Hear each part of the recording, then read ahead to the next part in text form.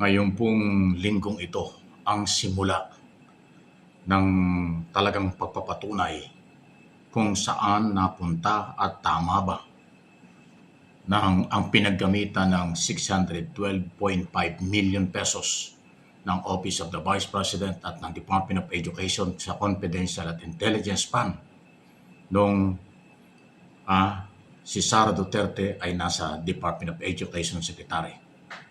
Okay? Ito ay matapos nga po last week ay pinatunayan ng dalawang bank manager na pinagkunan ng perang ito na talagang naikas, na withdraw. Kung saan din nila wala nang alam ang bangko dyan. Ang malinaw ay legal ang pagka-withdraw ng pera ng bayan. Ngayon, ipapaliwanag na po ng mga testigo at ng prosecution, ilalatag na sa impeachment trial kung saan napunta at legal ba ang paggamit nito. Dahil nga ho, Commission on Audit na ang nagpapaliwanag nito at iba pang testigo. Ito ay sa Article 1, Confidential at Intelligence Fund.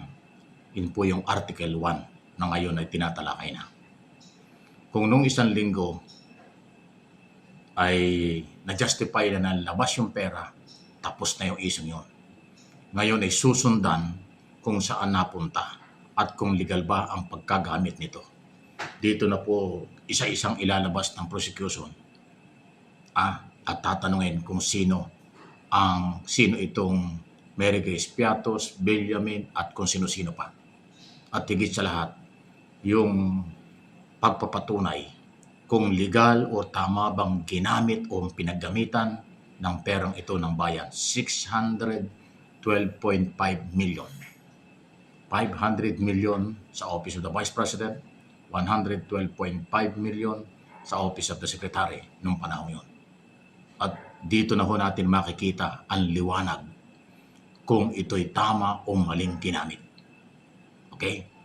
Hopefully, mailalatag na mabuti ng prosecution team at ng mga testigong ihaharap ngayon linggong ito at sa susunod na araw. Medyo mahaba-haba po ang oras at araw na pagtalakay sa Article 1 kasi sensitibo po ito, pera na ito eh.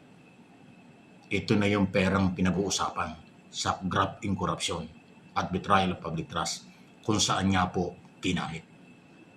Mangyari po kasi, para po sa inyong kaalaman, first time, unang pagkakataon na merong ganitong kalaking pera sa Office of the Vice President at Department of Education Secretary ng Confidential at Intelligence Fund. Yung mga nakaraang Vice President, yung nakaraang DepEd Secretary, walang intelligence fund.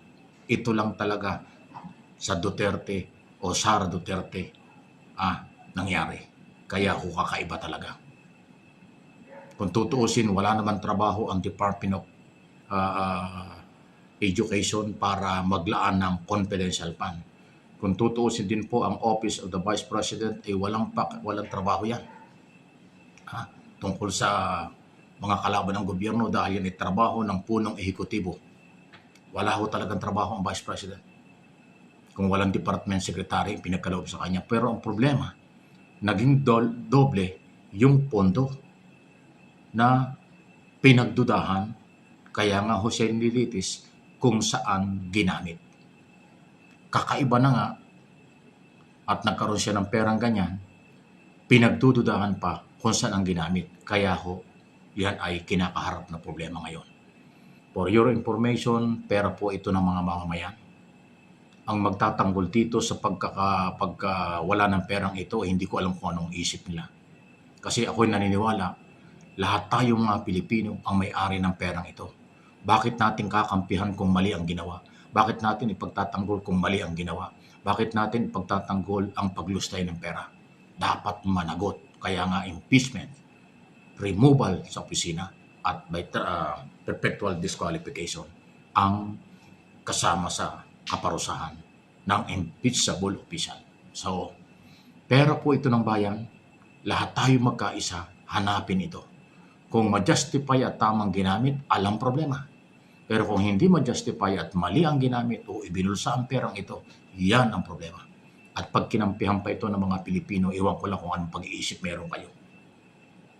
Dahil ang pera ng mamamayan, hindi dapat nilulustay ang pera ng mamamayan hindi dapat ginagastos ng ganun-ganun lang. Dahil yan ay merong pananagutan. Corruption yan. Okay? So, hindi lang si Vice President ang may pananagutan dito. Pagka napatunayan, lahat ng pinagdaanan ng pera, lahat ng gumastos ng pera niya, kung sino man yung ma-identify na yan, mga staff ng Office of the Vice President, mga staff ng Department of Education Secretary ng panahon yon, mananagot kayo. Plunder, corruption, malversation of public fund. Ang kasong ito pag umabot sa korte. Dito sa impeachment, Vice President lang ang pananagutin at dapat panagot. Pero yung mga opisyal at katauhan ng dalawang opisinang ito, walang pananagutan dito sa impeachment. Pero pag dinala sa korte, kasama kayo sa plunder, korupsyon at malversation of public fund. Pag hindi nyo na-justify kung paano at tama ba ang pinagamitan.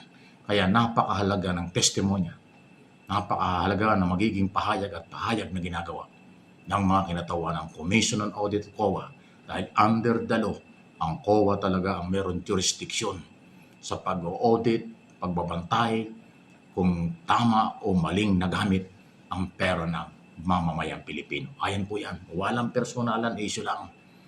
Basta tayo po at kayo ng ating mga followers, subscribers at viewers, magkaisa tayo. Lahat tayo kumplenak dito.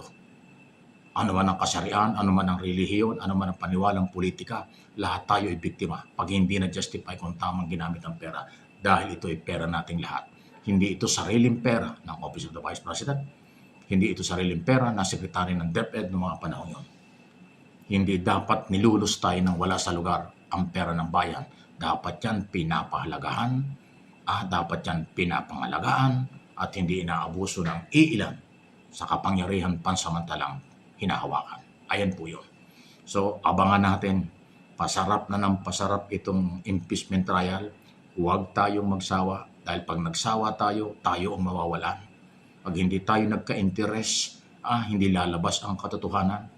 Ang mahalaga dito, katotohanan, pananagutan, at katarungan ng pera ng mamamayang Pilipino. Ayan. Please like, share, subscribe, and follow sa ating pong mga topic. Marami pong nanonood pero yung iba hindi nag-subscribe. Sa YouTube channel natin, mag-subscribe po kayo. At sa ating Facebook page ay mag-follow po kayo. Dahil dito ay kailangan pong ating pagsama-samahan. Laban ito ng mga Pilipino. Laban ng mga mamamayan ang isyong ito. At maraming mga balita at nangyayari sa ating bansa ay para sa ating lahat ito. Dahil hindi naman pwedeng gobyerno lang o oposisyon lang. Mahalaga ang mamamayan sa lahat ng oras at pagkakataon.